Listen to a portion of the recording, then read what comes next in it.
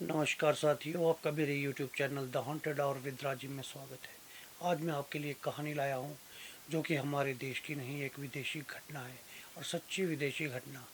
यह कहानी 1857 की कहानी है। यह कहानी अमेरिका के Virginia Greenbrier county west की है, जहाँ पर एक माँ रोज एक सपना देखती है, एक डरावना सपना। यह कहानी शुरू होती है Elva John Hester. Elva John Hester जो कि एक युवा लड़की, नौजवान खूबसूरत लड़की है। उसकी कहानी इस तरह शुरू होती है कि वह एक लड़की थी जो कि बहुत ही खूबसूरत लड़की थी। उसकी माँ का नाम मैरी जैन हेस्टर था। वह अपने छोटे से गांव काउंटी वेस्ट में अच्छा जीवन व्यतीत कर रहे थे। अचानक क्या होता है कि बेटी को एक नौजवान मर्द पसंद आ जाता है और वह लड़की इतनी खुशहाल मस्त लड़की थी कि उसे किसी बात की फिक्र नहीं थी। उसे गाना, नाचना, ऐसी ऐसी चीज़ें पसंद थी। और एक दिन उसे वह लड़का पसंद आ जाता है तो उसका विवाह उसके साथ करने की तैयारी की जाती है। मगर गांव वाले उस आदमी को बिल्कुल भी पसंद नहीं करते, क्योंकि वह जो इंसान था उसका नाम एरास्मस शू था।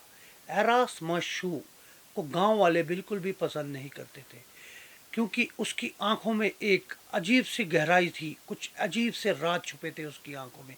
और उसका जो है चेहरा और उसकी उसका व्यवहार बड़ा ही अजीबोगरीब था। उसके व्यवहार से लोग बड़े डरते थे, क्योंकि वह कुछ खड़ूस किस्म का आदमी था।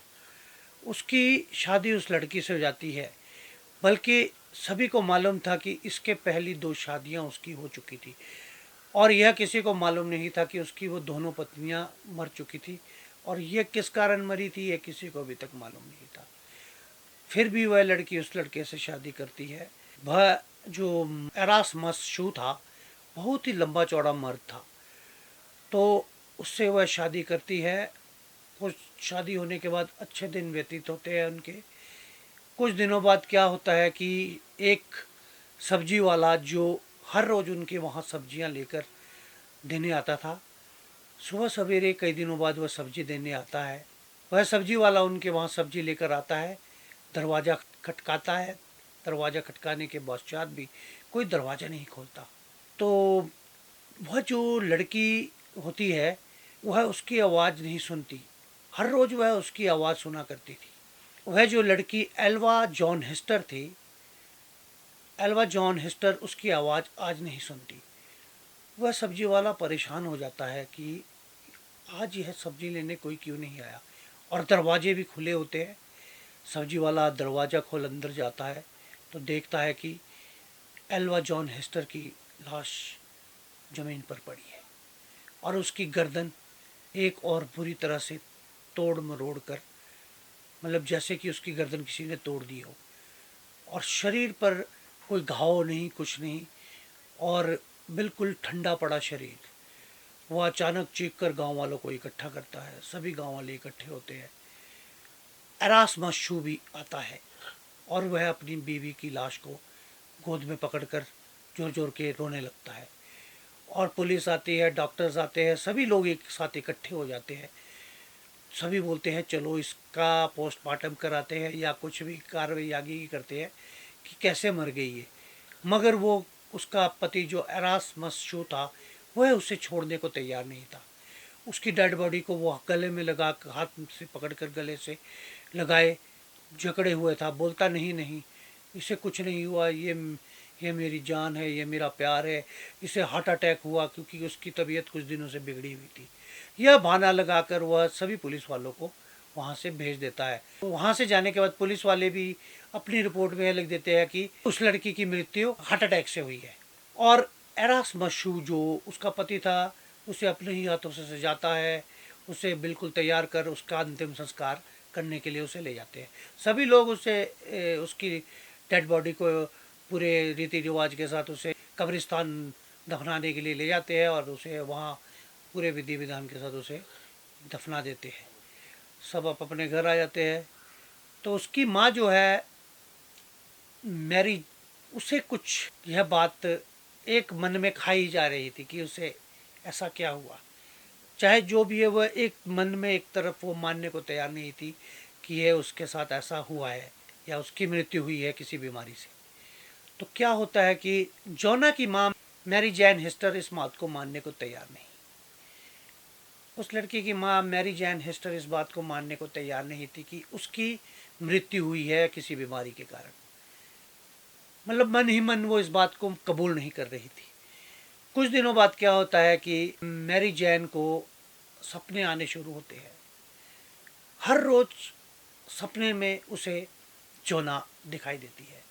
हर रोज सपने में जोना उसे कहती है कि माँ, मुझे इंसाफ चाहिए। हर रोज सपना आता है उसकी माँ मैरी जैन को कि माँ, मुझे इंसाफ चाहिए। हर रोज उस सपने को सुन सुनकर वो परेशान हो जाती है। फिर उसे कुछ दिन बाद साफ साफ सपने आने शुरू होते हैं। जोना उसे सपने में कहती है, माँ, मुझे मारा गया है, मेरी गर्दन तोड़ी गई है, मेरी गर्दन बुरी तरह से दबाकर मुझे मारा गया है, मुझे इंसाफ दिलाए। तो सपने में ही उसकी माँ उससे पूछती है, बेटा तुझे किसने मारा, कैसे मारा, क्या हुआ। तो वह हर रोज़ फिर सपने में साफ साफ कहने लग जाती है उसे। जोना सपने में साफ साफ उससे कहती है कि माँ, मुझे एरास्मस शो ने मारा है। उसने बस छोटी सी बात हुई थी कि खाना उसे पसंद नहीं आया, खाना थोड़ा सा अच्छा नहीं बना था, तो वह उस बात पर मुझे गुस्सा हो गया। तो मैंने भी कह दिया, कोई बात नहीं, आज गंदा बना है तो कल थोड़ा सा मैं अच्छी मेहनत करके अच्छा खाना बना दूंगी। मगर वो गुस्सा होकर उसने मुझे धक्का दिया और मैं एक और गिर गई। और मैं जब खड़ी हुई तो उसने मुझे पकड़कर पटक दिया ज़मीन पर, और पटकने के बाद उसने मेरी गर्दन दबाई, और जब तक मेरा सांस नहीं रुका तब तक वो दबाता रहा।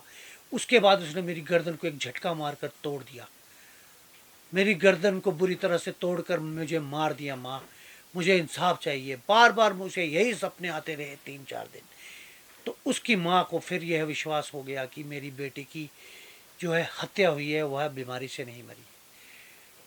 उसके बाद मैरी जैन अदालत का दरवाज़ा खटखटाती है। अदालत का दरवाज़ा खटखटाने के बाद मैरी जैन कोर्ट में अर्जी लगाती है। मगर कोर्ट में जब अर्जी लगती है तो कोर्ट में उसकी सुनवाई होती है।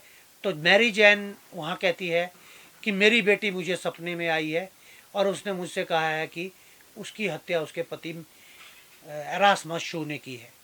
उसे इंसाफ चाहिए, उसे इंसाफ दो। उसकी आत्मा ने उससे ऐसा कहा है, उसे इंसाफ दो। इस बात को सुनकर सभी कोर्ट, अदालत और लोग हंसने लगते हैं।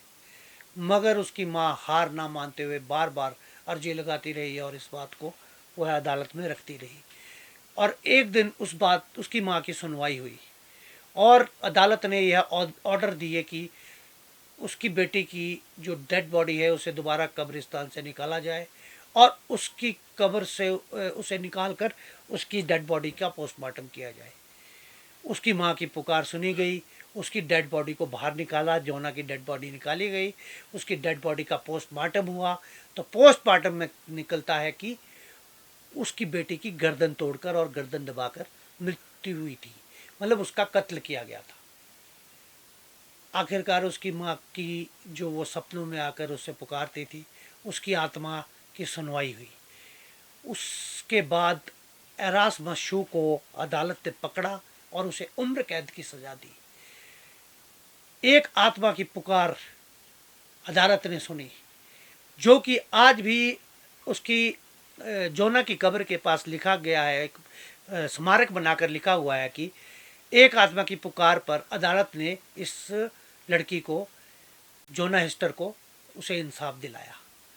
यह एक इतिहास है और यह एक सच्ची घटना है।